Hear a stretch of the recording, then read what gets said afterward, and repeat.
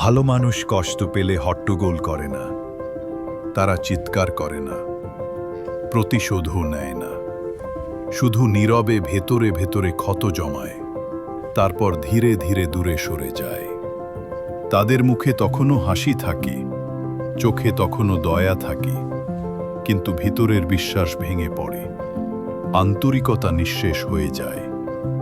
ভালো মানুষ খারাপ হয় না, তারা কেবল আরও সতর্ক হয়, আরও বেছে নেয় কার কাঁধে তাদের হৃদয় রাখবে।